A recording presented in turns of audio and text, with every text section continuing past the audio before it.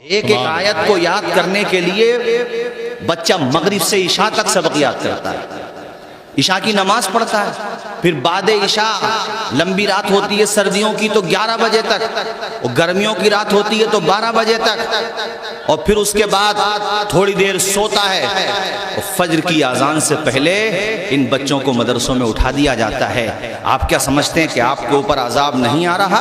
तो ये आपका कमाल है? नहीं, ये मकीने गुंबदे खजरा की दुआओं का कमाल है और इन बच्चों की तिलावत का कमाल है।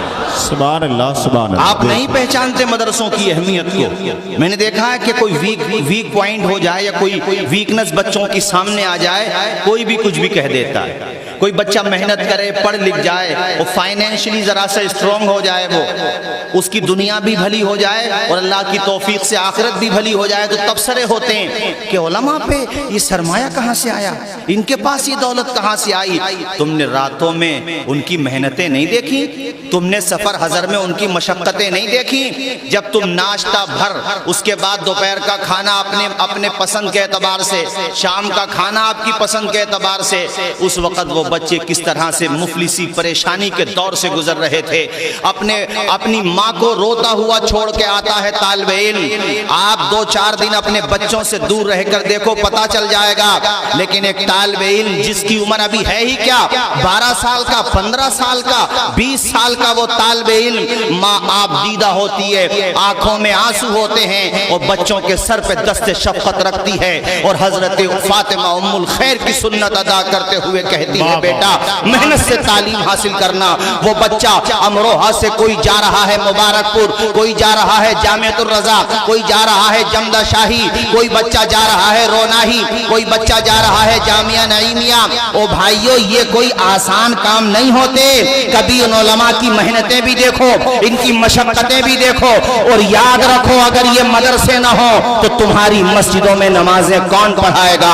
तुम्हारी मस्जिदों की जो फलक ये मीनारे हैं, इन मीनारों से जो सदाए तौहीद और रिसालत बुलंद होती है, बताओ वो कौन बुलंद करेगा? पैदा होने के बाद तुम्हारे बच्चों के कानों में आजान कौन देगा? तुम्हारी उंगली पकड़ के तुम्हें मस्जिद तक कौन लेकर के जाएगा? इन मदरसों का एहसान मानो और कभी मदरसे वाले तुम्हारी चौखट पे रसीद काटने चले जाएं, उन पे फप्पियां न कसो, उन पे तंज न कसो। अरे वो जिस तरह भी चला रहे हैं, उनका कलेजा चीर के देखो तो पता चल जाएगा मदरसा चलाना कोई ये मामूली बात नहीं होती है। कितने लोगों की तरह तरह की बातें सुनना पड़ती हैं, तब जाकर के मुस्तफा के चमन को आबाद किया जाता है।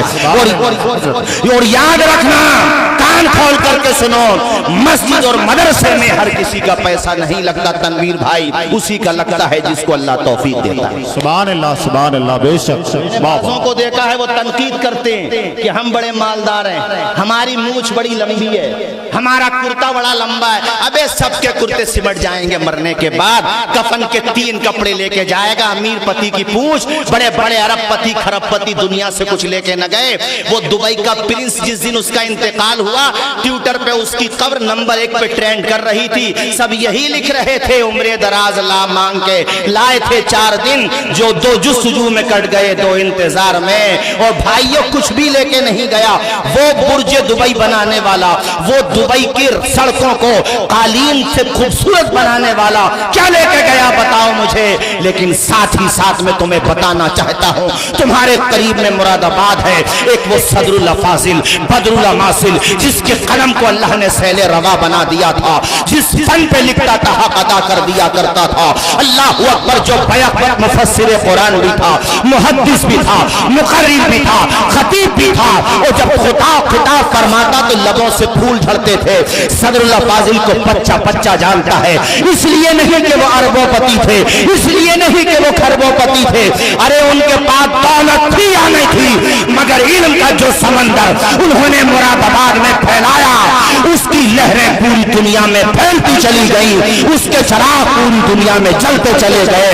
जब तक जामिया नईमिया रहेगा तब तक सदरुल फाजिल का नाम चमकता रहेगा।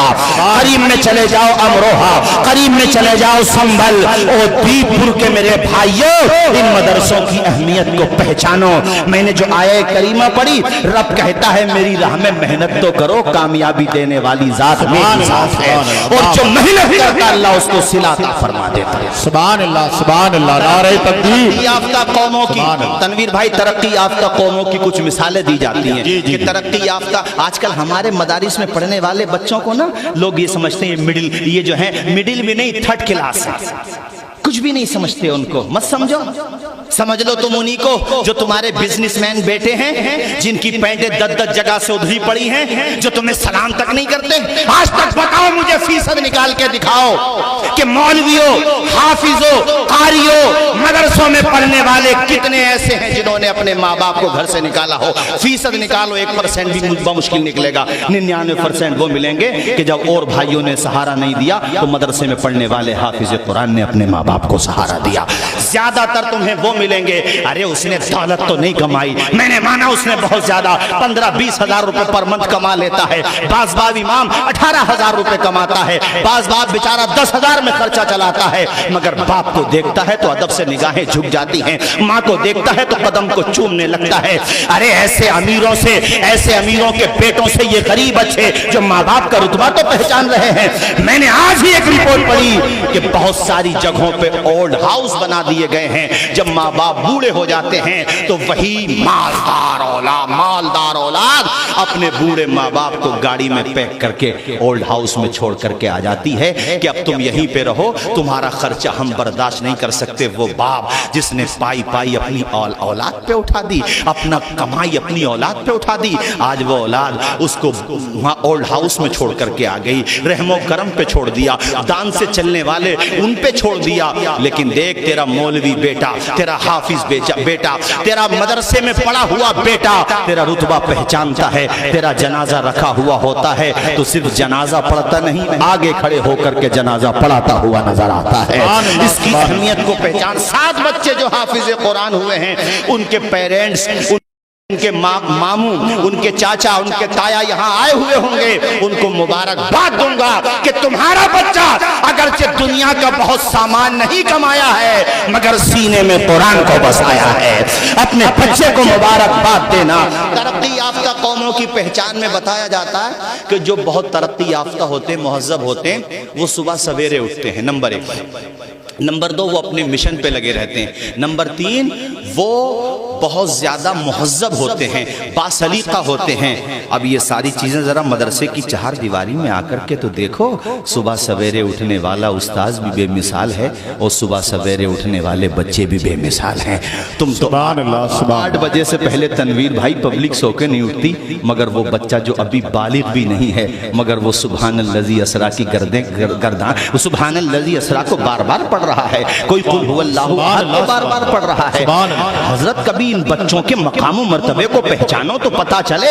एक एक आयत को याद करने के लिए बच्चा उस आयत को 10-10 मरतबा, 20-20 मरतबा पहले सबक सुनाएगा, फिर पिछला सुनाएगा। अरे यार, उसके मकाम को पहचानो। और काबिल मुबारकबाद है वो परिवार जो बच्चों को जागीरों पे खाना खिलाते हैं और उन मेहमानाने रसूल को औलाद की तरह पालते पोसते हैं।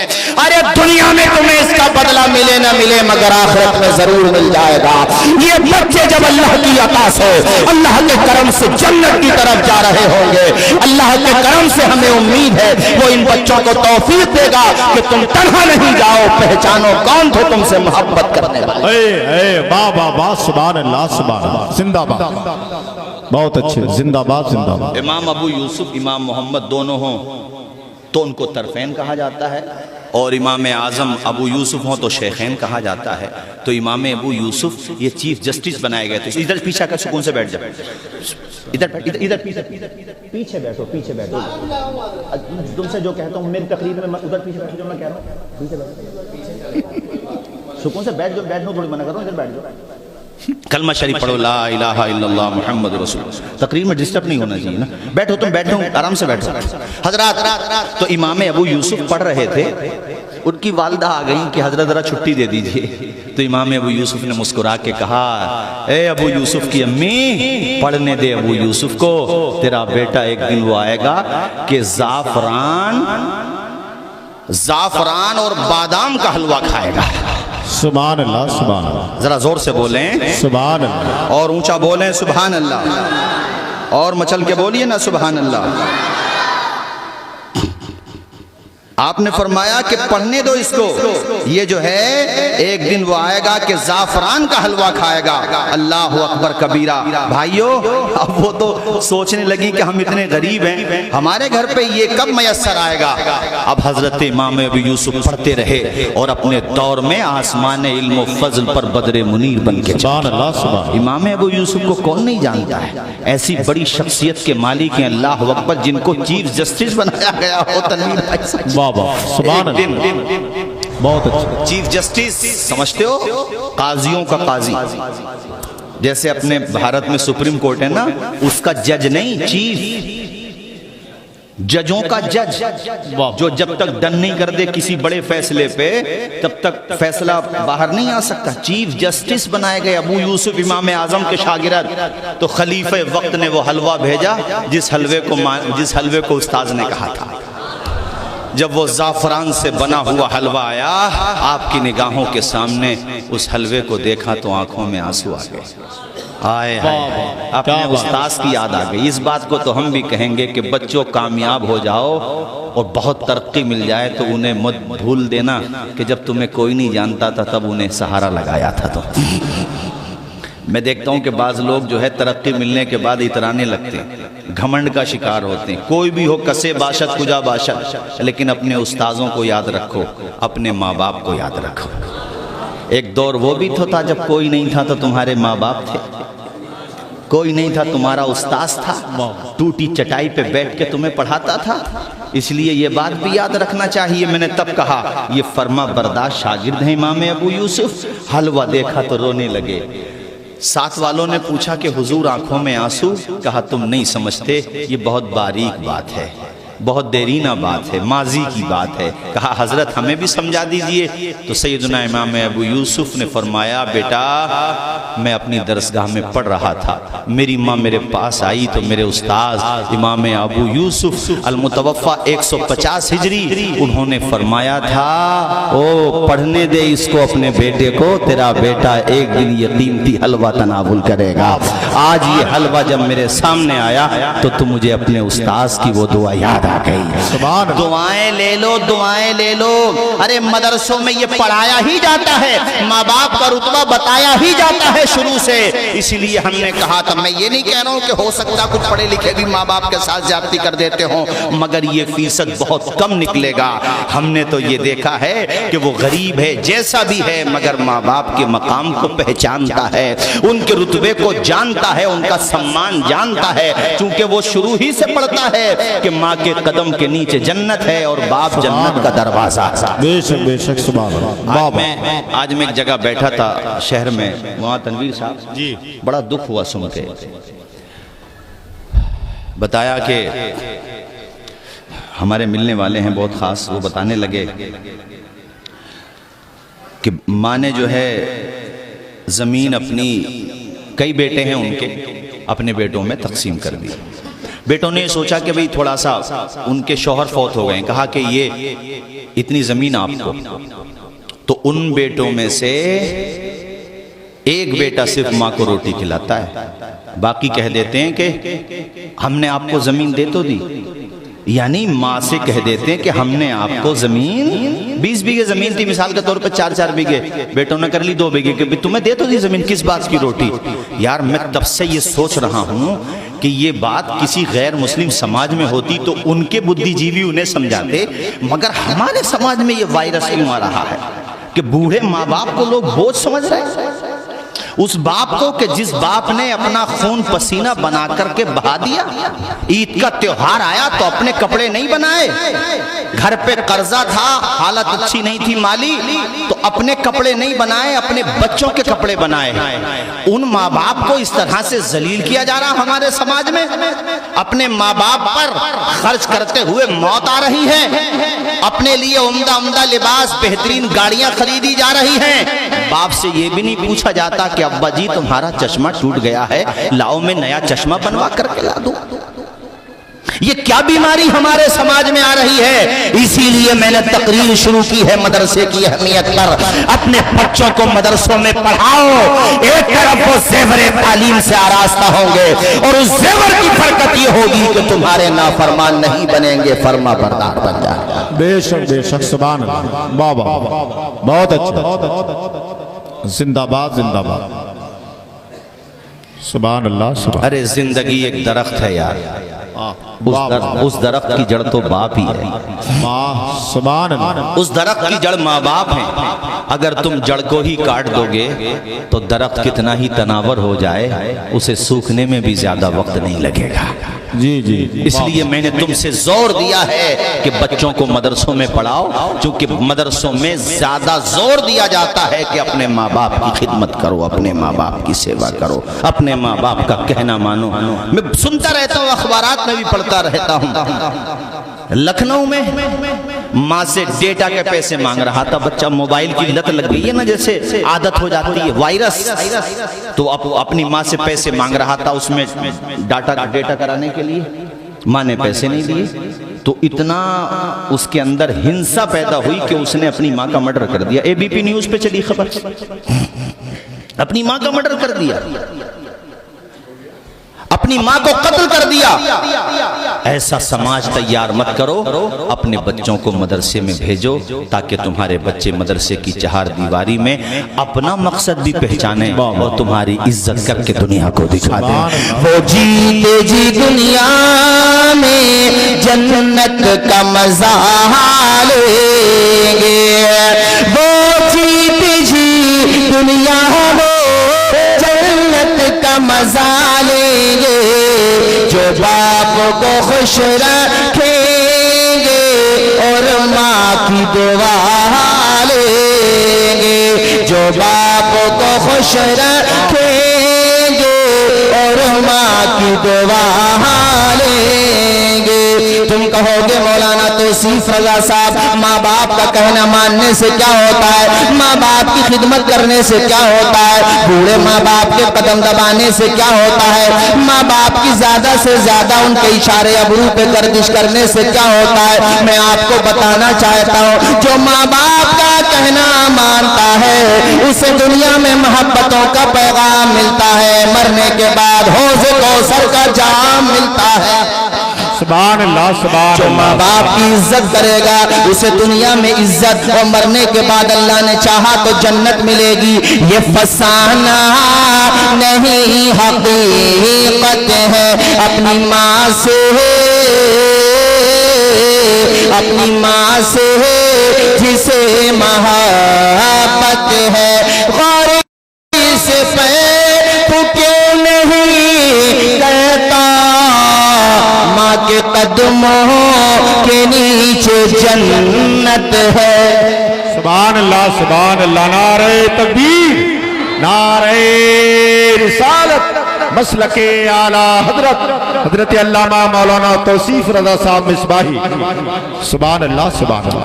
बाद में इसका ध्यान रख लियो, थोड़ा बेचारा कमजोर तो है, खैर ये नईम है तो कमजोरी है, बाद में ध्यान रख लियो। बस तुम आके बैठ जाया करो, नईम तुम्हारा खुद जलसे वाले ध्यान रख लिया करेंगे, सुकून के साथ बैठ जाया करो, जलसे वाले खुद ध्यान रख लेंगे। और लगे हाथ तो ये शेर भी सुन लो, कौन कहता है दूर रहे। सुभान अल्लाह, जरा बोलो, आप बोलो, आप मैं बुलवा रहा हूं तो बोलो जोर से सुभान अल्लाह। वो जो खड़े वो भी बोले सुभान अल्लाह, वो साइड में जो है जरा बोले मचल के सुभान अल्लाह। कौन कहता है दूर रहते हैं, बन के आँखों में नूर रहते हैं, दिल ही काबा है और मदीना भी मेरे दिल में हुजूर रहे। वाह वाह वाह, जिंदाबाद जिंदाबाद, वाह वाह, सुभान अल्लाह सुभान अल्लाह। सिर्फ माँ बाप, सिर्फ बात पूरी कहूंगा, माँ बाप को भी चाहिए कि वो अपने बच्चों को अच्छे संस्कार दें। बात है कि नहीं, बोलो जरा है? तुम बचपने से नजर रखो, नबी फरमाते सल्लल्लाहु अलैहि वसल्लम, हुजूर फरमाते हैं कि बच्चा तुम्हारा 7 बरस का हो जाए तो नमाज की आदत डलवाना शुरू करो। ले जाओ, यानी साथ में उसको नमाज पढ़वाओ। बच्चों को, औरतों को चाहिए कि बच्चों को शुरू से 7 बरस का हो गया तो कितने बरस का, अभी फर्ज तो नहीं है नमाज, मुफ्ती साहब क़िबला तशरीफ फरमाए, बालिग होने से पहले मुकल्लफ थोड़ी है वो, मगर उसका मिजाज बनवाओ। जी जी 7 बरस का हो जाए तो नमाज की आदत डलवाओ, उसे धीरे धीरे नमाज याद कराओ। बड़े दुख के साथ कहना पड़ता है 7 बरस के बच्चे को नमाज वही तो याद कराएगा जिसे खुद को याद होगी। ये हंसने की नहीं रोने की बात है। बाल सफेद हो गए, मुंह में दांत नहीं बचे, पेट में आंत नहीं बची, मगर इस बंदे को आज तक नमाज याद नहीं हो पाई। ATM का नंबर याद है, पासवर्ड याद है मोबाइल का, मगर जन्नत का भी तो कोई पासवर्ड होगा, वो भी याद कर ले यार। वाह वाह तो खुद नमाज नहीं पढ़ता, घरों में औरतें नमाज नहीं पढ़ती। माओ बहनों तुमसे भी कहता हूँ नमाज पढ़ा करो, ये कितनी प्यारी इबादत है नमाज। जब माँ बाप घर में नमाज पढ़ेंगे तो इंशाअल्लाह बच्चे भी नमाजी बन जाएंगे। तुमने देखा होगा जब माँ मुसल्ला बिछा के नमाज पढ़ती है तो छोटे छोटे बच्चे करीब में आके माँ की नकल उतारते हैं, और जब तू 1-1 घंटे तक खड़े होकर के शीशे के करीब, आईने के करीब श्रृंगार करती है तो तेरे बच्ची और बच्चा भी वही नकल करते हैं। अब तुम्हारी मर्जी है, हाँ शौहर कहता है तो श्रृंगार भी करो, मगर जो शौहर कहता है वो, अगर शौहर नहीं कहता तो मत करो। ये नहीं कि घर पे तो श्रृंगार नहीं, वो शादी में चली गई तो पूरा श्रृंगार। सही बात नहीं जी जी सही। औरतों से कहता हूँ मेरी माओ बहनों अपने शौहरों की खूब खिदमत करो। घर पे शौहर थका हारा आया करे, मुस्कुरा के अभिनंदन किया करो। और शौहरों तुमसे भी कहता हूँ अपनी बीवी से खूब मोहब्बत करो। हमारे प्यारे नबी वहां से पानी नोश करते थे जहां से हजरत आयशा पानी पिया करती थी। सुभान अल्लाह सुभान अल्लाह सुभान अल्लाह, बेशक हमारे नबी ने क्या मकाम बताया, क्या मर्तबा बताया। माओ तुमसे भी कहता हूँ तुम भी नमाज पढ़ो 5 वक्ता, बच्चों को भी नमाजी बनाओ। तुमने सुना नहीं है जब माँ फातिमा जहरा होती हैं तो बेटे हसन हुसैन होते हैं, जब माँ हजरत फातिमा उम्मुल खैर होती हैं तो बेटे गौसे पाक होते हैं, जब माँ कुरान पढ़ने वाली होती है आबिदा जाहिदा तो बेटा गरीब नवाज होता है। इसलिए मैंने कहा माओ नमाज पढ़ा करो। हम अपने बचपन में, मौलाना तनवीर साहब आपको याद होगा, हम अपने बचपन में जब मदरसों में पढ़ने जाते थे, कलाम बड़ा पुराना है मगर मुझे याद आ गया, अचानक याद आ गया।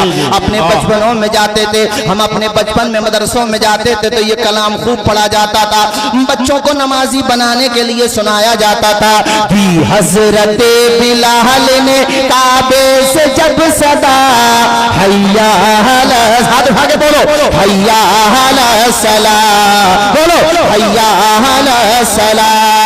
अर्शे बरी पे रब ने बुलाया हुजूर को, अपनी रजा का जाम पिलाया हुजूर को। चलने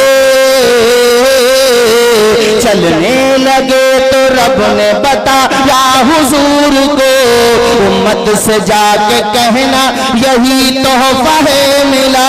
बोलो हैया सुभान अल्लाह बेशक बहुत अच्छा। पहले की माए माशाअल्लाह अजान होती थी काम बंद कर दिया करते थे, बच्चे पूछते थे अम्मी जान काम क्यों बंद कर दिया, कहा बेटे अल्लाह के घर से आवाज आ रही है। सुभान अल्लाह। आज तो माँ के भी गोलियां मुड़े हुए हैं, उसे आजान की आवाज नहीं आ रही है। जी जी। टेलीविजन पे गाना सुना जा रहा है तो झूम रही है माँ भी। नहीं माओ देखो याद रखो, ये औरतें बैठी हैं इनसे कह रहा हूँ, और सिर्फ औरतों से नहीं आपसे भी कह रहा हूँ, 7 साल के हो जाएं तो बच्चों को नमाजी बनाओ। तुम्हारा बच्चा स्कूल में पढ़ता, कॉलेजेस में पढ़ता, तो साइड से एक आलिम का इंतजाम करके उसका बेहतरीन ट्यूशन लगाओ ताकि वो कुरान पढ़े। क्या मतलब इंग्लिश मीडियम वाले टीचर को तो 1500 भी दे रहा मुस्कुराते हुए, अबे मालदार की पूंछ, कम से कम उस इमाम को भी दे दे 1000 रुपए हैं कि मेरा बेटा अरे पढ़ा, कौन मना कर रहा। मेरे संपर्क में बहुत से MBBS डॉक्टर हैं माशाल्लाह, हमारे संभल में है, क्लिनिक में कुरान शरीफ रखते हैं। एक दिन मैंने मुस्कुरा के पूछा भाई डॉक्टर साहब, तो कहने लगे हजरत मेरी माँ ने मुझे समझाया था बेटे कितने ही ऊंचे बन जाना, इस किताब को मत छोड़ देना, ये किताब हाथ में रहेगी तो तरक्की होती रहेगी, इस किताब का दामन थामे रहना। कहा माँ ने मुझे संस्कार दिया था कि बेटे अपने दिन का आगाज फजर की नमाज से, उसके बाद कुरान की तिलावत से किया कर। सुभान अल्लाह बेशक। संभलाओ में मिलवाता हूँ, तो ये तो घर से जहन बनाओ, तुम्हारा बेटा MBBS बने, तुम्हारा आमीन बोलो, तुम्हारा बेटा इंजीनियर बने, खूब तरक्की करे, मगर ये याद रखना दीन भी पढ़े साथ में, इस्लामियात भी पढ़े। ऐसा भी ना हो जैसे मैंने एक तकरीर में अभी बयान किया कि बेटा लंदन पढ़ने गया, इधर पिताजी बेचारे रिश्ता ढूंढे बैठे थे कि अपने भारत में शादी करेंगे, कहीं रिश्तेदारी में या कहीं पे रिश्ता ढूंढा था। जब एयरपोर्ट पे रिसीव करने गए तो बेटा इस हाल में आ रहा कि एक हाथ में थैलिया, दूसरे में अहलिया मैवल्दियत के।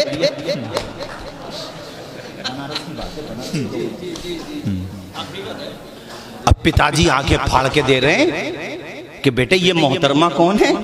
कहा पिताजी ये मोहतरमा नहीं है, आपकी बहू है। अबे कितना बेगैरत है। वो बेचारा सीधा सज्जन बूढ़ा बाप था, जमीन बेच के बेटे को पढ़ाया था। अब वो क्या करता, वो बहू है, अब वो बहू भी अपने भारत वाली थोड़ी, वो तो मैडम थी।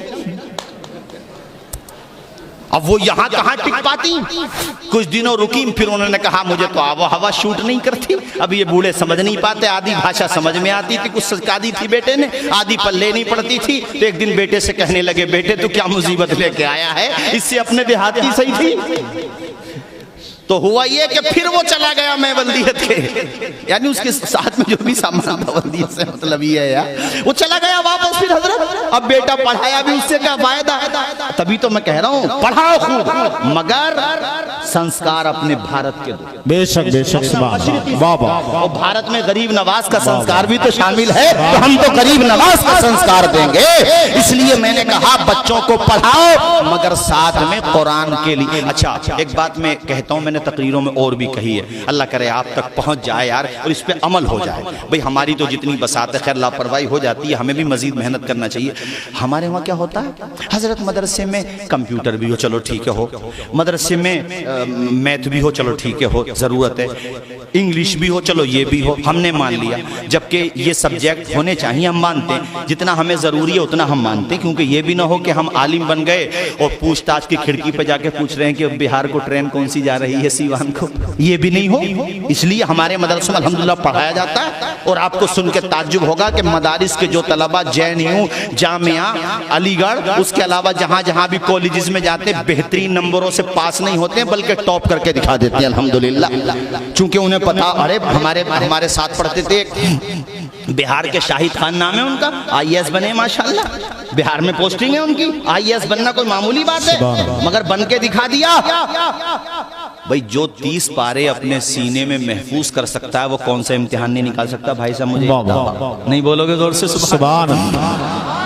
तो ये सारी बातें हम आपकी मानते हैं, लेकिन कम से कम जो आपके इलाके में जहाँ मुस्लिम बच्चे पढ़ते हैं, बच्चियाँ पढ़ती हैं, वहाँ कम से कम उन स्कूल के स्टाफ से जाके ये भी तो कहा करो यार हमारा बच्चा है, हमने तो मदरसे में मॉडर्न एजुकेशन एंटर करा दी, जो कि है पहले से ऑलरेडी, इंतजामिया ने किया है उसका इंतजाम, लेकिन हमारे जो बच्चे पढ़ रहे हैं इनके लिए दीनियात का सब्जेक्ट क्यों नहीं है? ये काम भी क्या मुफ्ती शाही साहब कराएंगे? आप नहीं करा सकते। अच्छा वहां पर नहीं है तो हम कहते हैं फिर एक आलिम का इंतजाम करो माकूल। वहां जब तुम 1000-1200 दे सकते हो तो ट्यूशन पढ़ाने वाले को अच्छी तनख्वाह क्यों? कुछ कहते हैं यार इन्हें क्या जरूरत है, ये ऐसी बातें क्यों करते हैं? अच्छा ये बेचारे माली एतबार से कमजोर रहे तो मौलाना लोगों के पास रखे क्या, बच्चों को पढ़ा के क्या करेंगे? अगर माली एतबार से मजबूत हो जाए और इनके पास पैसा कहां से आ रहा, तो एक काम करो फिर गले ही दबा दो। अरे बताओ ये को बात है यार, मतलब नहा धो के पीछे पड़े हुए उलमाए किराम के, सबका हाल नहीं बाज बाज का। तनख्वाह बढ़ाने को इमामों की, मुदर्रिसीन की कमेटी में 95% लोग होते हैं जो कहते बढ़ाओ तनख्वाह, गांव के लोग भी कहते हैं, मगर 1-2 आदमी होता, 1-2 आदमी, एक कहते हैं ना बर्बादी गुलिस्तां को एक उल्लू काफी है। एक होता है आधा कोर पकड़ लेता है, इमामों की तनख्वाहें नहीं बढ़ने देगा, मुदर्रिसीन की तनख्वाहें नहीं बढ़ने देगा। भाइयों याद रखो, दीन पैसे कमाने के लिए नहीं पढ़ा जाता, ये बात ठीक है, मगर जब ये 24 घंटे मस्जिद मदरसे में रहेंगे तो बताओ कमाने किस वक्त जाएंगे? इनकी निगहदाश्त करना, इनका ख्याल रखना ये हमारी जिम्मेदारी है कि नहीं? ऊंचा बोलो, जोर से बोलो, है कि नहीं? और जब उलमा का तबका, हुफ्फाज का तबका फाइनेंशियली स्ट्रॉन्ग होगा तो उन फैमिलीज के बच्चे भी पढ़ेंगे जो बच्चे अभी नहीं पढ़ रहे हैं। इस तरीके से दीन घर घर तक पहुंच जाएगा इंशाअल्लाह। जरा झूम के बोलो ना यार सुभान अल्लाह, और मचल के बोलो सुभान अल्लाह। तो मैंने आपसे कहा बच्चा 7 बरस का हो जाए उसे नमाज की आदत डलवाओ। हुजूर कहते हैं 10 साल का हो जाए नमाज नहीं पढ़ता, थोड़ी सख्ती करो, उसमें सख्ती करो। मनशए रसूल ये है सल्लल्लाहु अलैहि वसल्लम कि वो बालिग होने से पहले पहले तेरा बेटा 5 वक्त नमाजी बन जाए। इस पीरियड में जो उसने नमाजें पढ़ी है ना, उसका सवाब तुम्हारे नाम अमाल में जाएगा। बच्चे को तो मिलेगा ही, लेकिन तुम्हारे नाम अमाल में जाएगा, क्योंकि तुमने उसे नमाजी बनाया। अब मैं यहाँ जितने भी पेरेंट्स बैठे हुए हैं सबसे पूछता हूँ, जहाँ तक मेरी निगाह जा रही है, सबसे पूछता हूँ जहाँ तक माइक की आवाज़ जा रही है, कभी तुमने अपने बच्चों का मुहासबा किया? बेटा तू महीने में तनख्वाह 15,000 रुपये देता है, कोई बात नहीं, तू 10,000 दे, मगर 5 वक्त नमाज पढ़ा कर। अगर मेरी फर्मा बरदार औलाद बनना है तो पेशानी खुदा की बारगाह में झुकाया कर। मेरा फर्मा बरदार भी उसी वक्त कहलाएगा जब खुदा का फर्मा बरदार हो जाएगा। वाह वाह, सुभान अल्लाह, बिल्कुल सही, वाह वाह, ऊंचा बोलो, जरा ऊंचा बोलो। सुभान अल्लाह। अभी बच्चे मुझसे एक सवाल पूछ रहे थे, खैर मुझे उसी वक्त याद आया, मैंने कहा सुना देता हूँ, हालांकि आपने नेट पे हो सकता है, मैंने चूंकि बहुत जगह बयान किया। आइए, मौलाना तनवीर साहब हमारे संभल का एक लड़का, जिसमें क्या बोलते हैं यहाँ नोएडा में जॉब करता है, शास्त्री पार्क के पास, या शास्त्री पार्क पे जलसा था, काफ़ी पुरानी बात है। वो जैसे जलसे के बाद मुलाकात करते हैं तो मुलाकात को आया, मैं नहीं पहचान पाया, उसने बताया तो मुझे याद आया कि हाँ ये लड़का संभल का है। मैं पूछने लगा भाई क्या कर रहे हो यहाँ, तो सुनो उसकी बात, सुना देखो। कहता है हजरत मैं यहाँ पे जॉब कर रहा हूँ नोएडा में। सैलरी पूछी तो 45 बताई है, 40 बहरहाल इतनी सैलरी। उसने फिर अपनी दास्तान बताई। ये मैं आपको इसलिए सुना रहा हूँ ताकि तुम्हें अंदाजा हो कि माँ बाप बचपन में बच्चे को जो सबक पढ़ा देते हैं ना, वो मरते दम तक याद रहता है बच्चों। उसने कई डिप्लोमा किए, कई डिग्रीज की, तो उसकी जेरोक्स लेके वो अलग अलग कंपनियों में, गुड़गांव, नोएडा या अलग अलग जहाँ जहाँ भी उसके विभाग की उससे रिलेटेड कंपनियां थी, उसको वो लेके वहाँ गया। कहता गुड़गांव से फ़ोन आया, मैं वहाँ गया, उन्होंने इंटरव्यू लिया, बाकी तो मेरे जो नंबर थे वो सब ठीक थे। कहते कि ठीक है आप आइए जॉब करने, 35,000 रुपये हम आपको सैलरी देंगे। कह रहा हजरत 35,000 की सैलरी सुन के मुझे बड़ी खुशी हुई, क्योंकि मैं फाइनेंशियली बड़ा वीक हो गया था, घर से भी बार बार फ़ोन आ रहे थे कि भाई जॉब लगाओ, घर का खर्चा भी है। कहते हैं हजरत 35,000 की सैलरी सुनी तो दिल बड़ा खुश हुआ, लेकिन बचपन में मेरी माँ ने मुझे नमाजी बना दिया था। मैंने अपने सर से कहा, जो मैनेजर था या कंपनी का मालिक था, कि सर आप जो है मुझे जोहर की नमाज पढ़ा करेगी बीच में, 10 से 4 बजे तक या 5 बजे तक जॉब होगी तो जोहर की नमाज तो पढ़ेगी भी और असर की भी पढ़ेगी। तो कहा सर ये 2 नमाजें पढ़ने की परमिट दे दें, मैं यहीं पर पढ़ लिया करूँगा अपने रूम में। कहते हैं वो खड़ा हो गया गुस्से में, कहता है यार तुम नमाज पढ़ने आए हो या जॉब करने आए हो? उस वक्त मैं कहता मैंने अपने दिल की सुनी, दिमाग तो बहुत तैयारी कर रहा था, शैतान भी वसवसे डाल रहा था, अरे चल घर पे जाके कज़ा कर लेना, इतनी मुश्किल से तो नौकरी मिली है, चल रुखसत पे अमल कर ले। ये और वो दुनिया भर के फितने उसके जहन में आ रहे थे। कहता हजरत लेकिन मैंने सोचा बैठे बैठे कि मालिक जब तूने मुझे टैलेंट दिया है, तूने मुझे सलाहियत दी है, तूने मुझे यहाँ तक पहुँचाया है, तो मंजिल तक पहुँचाने वाली ज़ात भी तेरी ज़ात है। या अल्लाह जब तूने मुझे काबिल बनाया है तो रिस्क देने वाली जात भी तेरी जात है। माँ के पेट में 3 अंधेरों में रोजी कौन दे रहा था? तुम्हें नुतफे से लोथड़ा किसने बनाया? लोथड़े से हड्डियां पैदा किसने की? तुम्हारे लब किसने बनाए माँ के पेट में? तुम्हारी आंखें किसने बनाई माँ के पेट में? माँ के पेट में तुम्हें ऑक्सीजन कौन दे रहा था? अंधेरा दूर करने को उजाला कौन देता है? उम्मीदें टूट जाएं तो सहारा कौन देता है? शिकम की आग जब बढ़कर कलेजा छलनी करती है, बुझाकर तिश्नगी मुंह में निवाला कौन देता है? वो जो पत्थर में भी कीड़ों को ग़िज़ा देता है, वो खुदा है जो हम सबका काम बना देता है। कह रहा था हजरत मैंने ठोकर मार दी सैलरी को। सुभान अल्लाह, नारे तकबीर, नारे रिसालत, उलमाए अहले सुन्नत, हजरत अल्लामा मुफ्ती हम्माद रज़ा साहब किबला, हजरत अल्लामा मुफ्ती मोहम्मद हम्माद रज़ा साहब किबला, उलमाए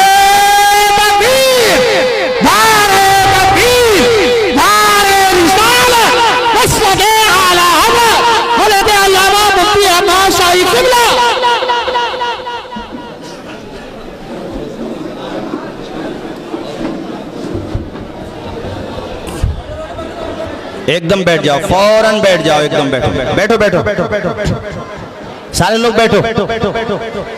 आओ भाई, कारी रमजान अली, मुसीबत चली। बड़ी मेहनत आप नाज़िम आलम हैं माशाल्लाह। और मौलाना अनवर साहब हो, ठीक है ठीक है। अच्छा माशाल्लाह। बैठ जाओ, एकदम बैठो, आवाज बंद करो सारे लोग, बैठो सुकून के साथ। कलमा शरीफ पढ़ो, ला इलाहा इल्लल्लाहु मुहम्मदुर रसूलुल्लाह। अरे रूह रवा है जलसे के कारी रमजान अली साहब, और माशाल्लाह जलसा बहुत सिस्टम के साथ चल रहा है और बर वक्त चल रहा है माशाल्लाह। खतीब शहीद मुकर्रिर गिरामी बिरादर मोहतरम हजरत मुफ्ती हम्माद साहिब क़िबला तशरीफ ला चुके हैं। अब जो प्रोग्राम होगा बहुत तेजी के साथ आपके सामने पेश होगा। मैं अपनी बात मुकम्मल करूं, उसके बाद फिर इंशाअल्लाह बाकी प्रोग्राम हमारे नाज़िम शहीर हमारे तनवीर भाई माशाअल्लाह वो संभाल रहे हैं। एक मर्तबा बोलिए जरा जोर से सुभान अल्लाह। सुभान आपके बात याद है जो मैंने बताई थी आपको, भूले तो नहीं है? क्या मैंने कहा ठोकर मारो यार ऐसी सैलरी को, और मैंने उस मैनेजर से या मालिक, अब मुझे याद नहीं रहा उसने मैनेजर कहा था या मालिक कहा था, यहाँ पे शक्के रावी हो रहा है, मुझे ये ध्यान नहीं रहा क्या हुआ। कहा कि सर अगर आप मुझे नमाज नहीं पढ़ने देंगे तो फिर मैं जॉब क्यों करूं भाई, मैं अपने रूम में पढ़ूंगा, मस्जिद करीब में होगी वहां जाकर, उससे ज्यादा वक्त मैं दे दिया करूंगा आपको। कहते उसने कहा तो आप जाइए, हमारे पास तो बहुत आते रहते हैं। कहा ठीक है, आपको नौकरी करने वाला मिल जाएगा और अल्लाह ताला मुझे रिस्क दे देगा, रिस्क देने का वादा तो उसका है। कहते मैं घर आ तो गया, लेकिन मेट्रो स्टेशन में बैठा हुआ था और बार बार शैतान भी वसवसे डाल रहा था कि यार लगी लगाई जॉब तूने छोड़ दी। मैं आया अपने रूम पे, किराए पे रह रहा था वो लड़का। कहता रूम पे आया तो चूंकि उसने मैंने बताया था ना अपनी डिग्रियां जो थी उसके पास, उसका जीरोक्स अलग अलग कंपनियों में भेज रखा था। कह रहा था नोएडा की कंपनी के मैनेजर का फोन आया कि आप आइए, हमने आपके मार्जिन देख लिए हैं, आप आइए बैठ के बात करते हैं, इंटरव्यू दीजिए। वहां गया, इंटरव्यू दिया, कहते नौकरी डन फाइनल, और कहा कि बेटा हम आपका सिलेक्शन करते हैं और आपको सैलरी देंगे हम 45,000 रुपए। वाह वाह सुभान 40 या 45,000 रुपए बताया, यानी वहां से ज्यादा। तो कहते हैं मैंने सैलरी सुनते ही कहा कि सर ऐसे ऐसे मेरे साथ एक एक्सीडेंट हो चुका है, आपसे मैं पहले बताता हूं कि 2-4 हजार रुपए कम दें वो मुझे मंजूर है, लेकिन मैं नमाज छोड़ूं ये मुझे मंजूर नहीं है। सुनो यार दीपपुर आसपास के मेरे भाइयों, वो गैर मुस्लिम था, मैनेजर या कंपनी का मालिक। कहते हैं वो इतना खुश हुआ, कहता यार तू इतना अच्छा मुसलमान है, तू ऐसा मुसलमान है, जब तू नमाज नहीं छोड़ सकता तो मेरी कंपनी के साथ धोखा कैसे कर सकता है? तू ईमानदार भी है, अमानतदार भी है, तेरी पेशानी में सजदों की तड़प लगती है, तू नबी का सच्चा गुलाम लगता है। और कहा बेटा नौकरी पक्की, अरे तू 2 टाइम बिना तू तो मगरिब की भी यहाँ से पढ़ के जाना, तू तो यहाँ पे रहना। कहता हजरत इतना ट्रस्ट करता मेरे ऊपर, इतना यकीन करता है कि और नुमाइंदों पे उतना यकीन नहीं है और जॉब करने वालों पे उतना भरोसा नहीं है जितना मेरे ऊपर भरोसा करता है। पता ये चला खुदा की रहमत की तरफ जो एक बालिश्त बढ़ता है, अल्लाह की रहमत उसकी तरफ 2 बालिश्त बढ़ जाती है। जो खुदा की, अरे बात तो सही, हम तो माइल बकरम है, कोई साइल ही नहीं, राह दिखलाएं किसे रहरवे मंजिल ही नहीं। अभी तेरा बेटा आ रहा हो सऊदिया से, कतर से, बहरीन से, कोया से, दुबई से, और तेरी बेटे की फ्लाइट हो 3 बजे की, पूरी रात नहीं सोता, दीपपुर से सीधा निकल जाता है 11 बजे, ताकि जस्ट राइट टाइम तू 2 बजे वहां पहुंच जाए। 1 घंटा पहले अपने बेटे को रिसीव करने के लिए पहुंच गया। अच्छी बात है, ठीक है, तुझे जाना है सुबह को अपने खेतों के लिए खाद खरीदना है, लाइन में जाकर के लग गया। जब नोटबंदी हुई थी तो लोग 2-2 किलोमीटर नहीं 10-10 किलोमीटर लाइन में लग रहे थे, क्यों? पैसा निकालना था। ओ भाई दुनिया के लिए तो लाइन में लगता है, कभी रात में तहज्जुद के लिए भी तो 3 बजे उठ जाया कर, कभी रात में 2 बजे उठ जाया कर, कभी नमाज के लिए भी तो लाइन में लगा कर, कभी वुजू करने के लिए भी तो अपने दिल में जज्बा पैदा कर। उसने वादा किया है कुरान में, उजीबु दावत दाई इज़ा दान, ओ बंदे तू झोली तो फैला, तेरी झोली भरने वाली जात मेरी जात है। तू अल्लाह से मांग तो सही, वो तुझे इतना देगा, तेरी दुनिया भी कामयाब, तेरी आखिरत भी कामयाब है। इसलिए मैंने तुमसे कहा था अंधेरा दूर करने को उजाला कौन देता है, उम्मीदें टूट जाएं तो सहारा कौन देता है। शिकम की आग जब बढ़कर कलेजा छलनी करती है, बुझाकर तिश्नगी मुंह में निवाला कौन देता है। वो जो पत्थर में भी कीड़ों को ग़िज़ा देता है, वो खुदा है जो हम सबका काम बना देता है। उसने अल्लाह की रजा के लिए 35,000 की सैलरी छोड़ी, अल्लाह ने 45,000 की लगवा दी। और इज्जत रही अलग, वकार रहा अलग। यार अल्लाह पे भरोसा तो करो। सूखी टहनी को साज देता है, पत्थरों को भी नाज देता है। सूखी टहनी को साज देता है, पत्थरों को भी नाज देता है। उसकी कुदरत के सब करिश्मे हैं, उसकी कुदरत के सब करिश्मे हैं। जिसको चाहे नवाज देता है और दिल धड़कता है, नाज चलती है, आबो गिल से सदा निकलती है। जरा ऊंचा बोलो ना सुभान अल्लाह। देखो अल्लाह की रहमत पे भरोसा करो, उम्मीद रखो, तवक्कुल करो। जब सारे रास्ते बंद होते हैं ना, तब भी उम्मीद की किरण खुदा के करम ही से नजर आती है। पढ़ो मेरे साथ सारे लोग, मेरे भाइयों। दिल धड़कता है, नब्ज चलती है, आबो गिल से सदा निकलती है करिश्मा खुदा की कुदरत का, है करिश्मा खुदा की कुदरत का, जिससे कुल कायनात पलती है।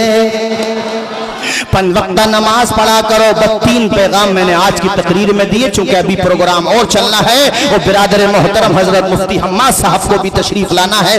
मैं चाहता हूं भरपूर वक्त मिले उनको भी। और माशाल्लाह मेरी तकरीर भी आपने बहुत मुनासिब वक्त में शुरू करा दी थी।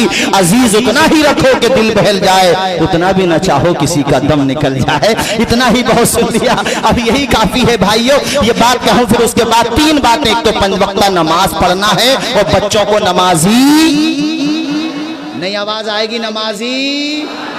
मैं चाहता हूं जो खड़े हैं वो भी बोलें, जो बैठ गए ये भी बोलें। औरतें नहीं बोलें, आप सब बोलें नमाजी, बच्चों को नमाजी। नंबर 2, बच्चों को मदरसों में पढ़ाना है। नंबर 3, अपने माँ बाप की खूब खिदमत करना है। मुख्तसर वक्त में ये 3 बातें मैंने आपके सामने रखी। अपने बच्चों को मदारिस से जोड़िए, 5 वक्त नमाजी बनाइए, खुद भी नमाजी बनिए, खुदा की बारगाह में पेशानी झुकाइए। जो सर खुदा के आगे झुकता है ना, वो किसी हुक्मरान के आगे नहीं झुकता है। वमा अलैना इल्लल बलाग। अस्सलामु अलैकुम व रहमतुल्लाहि व बरकातहू।